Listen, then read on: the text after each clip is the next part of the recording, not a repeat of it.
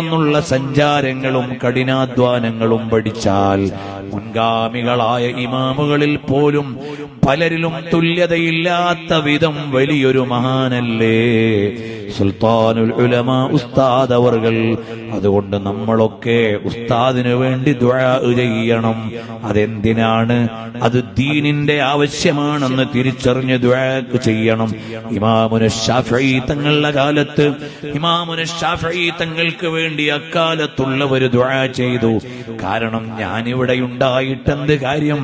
ശാഫഈ ഇമാമു തങ്ങൾ ഒരു ദിവസവും കൂടി ഉണ്ടായാൽ ഈ ഉമ്മത്തിന് എത്ര വലിയ നേട്ടമാണ് എന്നവര് ചിന്തിച്ചു.